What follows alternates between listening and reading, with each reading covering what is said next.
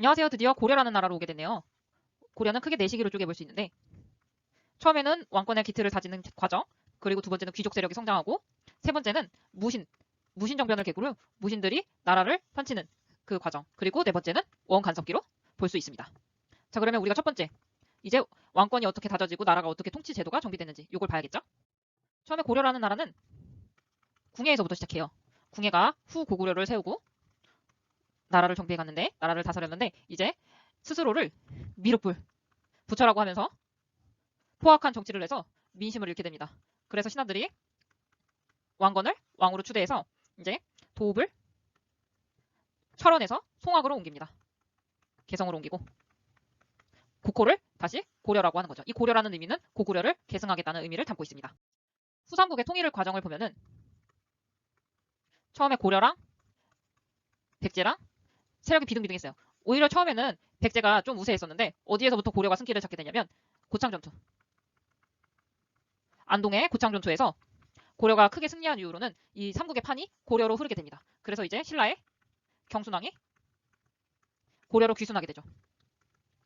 백제는 이제 고려로 인해서 멸망을 하게 되는데 처음에 견훤이 아들이 있었어. 아들이 한 4명 있었는데 그중에 첫째 아들이 신검이었고 이렇게 쭈르르 하다가 넷째 아들이 있었어요. 근데 견훤이 보기에는 이 넷째 아들이 너무 예쁜 거야. 그래서 넷째 아들한테 왕위를 물려주려고 했었는데 이 신검 첫째 아들이 너무 빠개치는 거지. 그래서 이제 죽여버리고 견훤을 지방 멀리 보내버립니다. 가둬요. 그래서 견훤이 도망을 가가지고 고구려에 또 귀순을 하게 되죠. 그리고 고려가 이 신검을 물리침으로써 신검의 후백제균을 격파함으로써 후삼국의 통일이 진정으로 이루어지게 되죠. 이 후삼국의 통일이 지니는 의의가 뭐냐면 실질적인 민족 통일을 완성했다는 거예요. 후삼국을 통일하는 과정에서 외세의 도움 이런 게 없었죠. 통일신라 시대 때와는 다르게 당의 도움 이런 것도 없었고요. 그렇죠? 그리고 새로운 민족 문화 발전의 토대를 마련했는데 삼국 출신뿐만이 아니라 발해 유민까지 포섭하게 됩니다. 그리고 정치 참여 세력의 확대를 통해서 지방의 호족과 육두품이 이제 고려의 정치에 참여할 수 있게 되죠. 고려 초기의 왕은 태조와 광종, 성종을 보면 되시는데 이 태조는 처음에 혼란한 나라를 다스려야 되기 때문에 민생 안정 정책을 펼쳐야 됩니다. 그래서 세금을 감면해주고 빈민을 구제하죠. 구제 역할이에요. 그리고 뿔뿔이 흩어져 있는 호족의 세력들을 통합해야겠죠. 호족 통합 정책을 펼치게 됩니다. 이제 태조도 호족의 하나였잖아요. 근데 이제 왕이 됐으니까 나머지 호족들을 다 통합해야 돼. 또 분열되고 왕이 된다고 나서면 안 되니까. 그죠? 어떻게 통합하냐? 바로 폐유책과 강경책을 쓰게 됩니다. 폐유책으로는 혼인 정책이 있어요. 모든 호족과 결혼은 하지 않지만 진짜 많은 호족들과 결혼을 하게 됩니다. 혼인을 하지 못한 호족들한테는 성씨를 하사하고 왕씨성을 하사하는 거예요. 그리고 관직을 내리고 토지를 주게 됩니다. 강경책을 보면은 사신관제도와 귀인제도가 있어요. 사신관제도는 중앙의 고위 관리를 출신 지역의 사신관으로 임명하는 거예요. 그래서 그 지역을 다스리게 하고 만약에 그 지역에서 반란이 일어났다 그러면 대표로 그 사람의 목을 치게 되는 거죠. 이런 강경책을 썼고요. 귀인제도는 볼모예요, 볼모. 호족의 자제를 인질로 삼아서 중앙에 머물게 하는 거죠. 호족은 지방에 있잖아요. 지방에 있는 호족의 자제들을 중앙으로 불러들여가지고 볼모로 잡고 있는 귀인제도가 있습니다. 그리고 태조가 또 어떤 정책을 쳤냐? 민족 통합 정책을 썼어요. 그래서 신라인과 후백제인, 백성과 발해 유민을 적극적으로 받아들였죠. 이렇게 적극적으로 신라인과 발해, 또 후백제인과 이 모든 유민들을 받아들이면서 민족 통합 정책을 펼쳤다고 할 수 있습니다. 그리고 이제 고려라는 나라가 이름에서 봤듯이 고구려를 계승하는 나라이기 때문에 북진 정책을 펼치게 됩니다. 북진 정책이 뭐냐면 이제 고구려의 옛 영토를 회복하기 위한 정책이에요. 북쪽으로 계속 뚫고 나가는 정책이죠. 그래서 어떤 지역을 중시하냐면 서경, 옛 고구려의 수도인 평양을 중시하게 됩니다. 그리고 거란을 적대시해요. 거란과 별로 사이가 좋지 않아요. 처음에 거란은 고려라는 나라에 대해서 우호적이었어. 막 그래서 낙타도 한 50마리 보내주고 그랬단 말이에요. 근데 고구려는 그 거란이 발해를 멸망시켰기 때문에 그거에 대한 반발로 거란에 대해서 아주 싫어했고 그 보내준 낙타를 다 굶겨 죽이는 그 만부교 사건이 이때 펼쳐지게 되죠. 그리고 북진 정책으로 인해서 이제 고려의 영토가 청천강에서 영흥만까지 영토가 확대되게 됩니다. 태조의 정책 방향은 훈유 십제어에 다 담겨 있어요. 그래서 후대 왕들이 지켜야 할 규범과 통치 방향을 제시했는데 이거는 왜 남겼냐? 태조가 죽기 직전에 남겼는데 태조는 호족과 혼인 정책을 했다고 그랬잖아요. 그래서 혼인을 통해서 호족의 세력을 규합하려고 그랬어요. 그렇죠. 근데 혼인을 하다 보니까 부인이 29명, 거기에서 아들만 35명을 보게 된 거예요. 그러니까 아들끼리 막 싸울 것 같은 거야. 그러니까 죽어서 눈을 편하게 못 감겠죠. 그래서 후녀 10조로 야 너네들 나라 이제 편하게 잘 다스려야 된다. 어떻게 해야 되냐? 막 이런 걸 남기게 되고 죽는 거예요. 그러니까 어떻게? 남은 아들들, 이 호족 세력들이 서로 왕이 되겠다고, 자기 자식들을 왕으로 세우겠다고 얼마나 난리가 나겠습니까? 그래서 초기에는 매우 혼란해요. 혼란스러운데 이거를 다 누가 평정하냐? 바로 광종이 이거를 다 쓸어버립니다.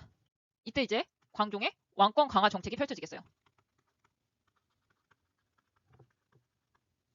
왜냐하면 태조 사후의 왕위 다툼으로 해종과 정종 때는 왕권이 매우 불안정했기 때문에 이제 광종이 왕권을 강화해야겠다 하고 첫 번째로 나온 내용은 노비안건법. 두 번째는 과거제가 있습니다. 노비안건법이 뭐냐면 이제 호족 세력들이 이렇게 판을 치니까 호족 세력들을 또 눌러줘야 되잖아요. 그래서 호족의 세력의 기반인 노비들은 이제 군사로도 차출되고 그러지 않습니까? 그러니까 불법으로 차지한 노비를 양인으로 해방시키는 거죠. 양인으로 해방시키면 이제 호족의 노비수가 줄고 양인은 뭐예요? 세금을 내는 존재죠. 이제 국가에 세금을 내서 국가 재정 기반을 튼튼하게 해준다. 이런 정책으로 노비안건법을 쓰고 호족의 경제적 군사적 기반을 약화시켰다고 볼 수 있어요. 그리고 과거제는 유교적 지식과 능력을 갖춘 인재를 이제 등용을 시키게 되는데 요거는 중국에서 귀한 쌍기라는 녀석이 제안을 해서 과거제를 실시하게 됩니다. 이전까지 통일신라 때까지만 해도 이 과거제라는 게 없었는데 이제 고려 때부터 과거제라는 게 생기게 되죠. 과거를 시험을 보는 거예요. 이게 뭐냐면 통일신라와는 완전히 다른 세계로 가겠다는 것을 나타내는 거죠. 통일신라 시대 때는 골품제 였잖아요. 그래서 더 이상 나갈 수 없었다고. 아무리 시험을 보고 그래도 독서상품과 이런 거를 본다고 해도 골품제 때문에 거의 다 막혀가지고 제대로 진출을 할 수가 없었어요. 중앙으로. 근데 이제 과거제 시험을 통해서 보겠다. 이제 능력 위주의 사회로 가겠다. 요거를 표방하는 게 바로 이 과거제가 되겠습니다. 이렇게. 우리가 앞에서 광종이 왕권을 강화했다 했으면 이제 성종이 어떻게? 나라의 기반을 다져야죠. 기틀을 다져야 됩니다. 그래서 이때 채택하는 게 최승로의 시무 28조예요. 최승로라는 이름을 봤을 때 이 최치성만 봐도 알 수 있는 듯이 이 사람은 육두품 출신입니다. 최승로는 이 시무 28조에서 유교를 국가 통치 이념으로 삼았는데요. 국왕 중심의 상하 질서를 확립하고 연등의 팔관회를 축소하고 유교를 국가 통치 이념으로 삼고 불교는 수신의 도리로 삼을 것을 주장했죠. 그냥 연등의 팔관회가 그때 너무 화려해가지고 줄이자는 거였지 당시 사회가 불교 사회였기 때문에 불교에 대해서 완전히 부정했다라고 하면 틀린 거가 되겠습니다. 그리고 성종이 또 어떤 정책을 펼치냐 중앙관제 및 향리 제도를 마련하게 돼요. 이 중앙관제는 당과 송의 제도를 참고해서 만들고요. 12목을 설치해서 지방관을 파견하게 되죠. 그리고 또 뭐를 하냐면 학교를 세워. 국자감이라는 학교를 세웁니다. 우리가 발해에서는 어떤 학교 있었죠? 주자감이 있었죠? 통일신라 시대는 국학을 받습니다. 이제 고려로 오면 국자감이 있습니다. 국자감으로 되는 겁니다. 자, 그러면 우리가 고려의 태조부터 광종, 성종을 봤잖아요. 그쵸? 태조는 뭐예요? 민심 안정 정책으로 세금을 감면해주고 빈민구제 하죠. 그리고 호족 통합 정책을 한다고 했습니다.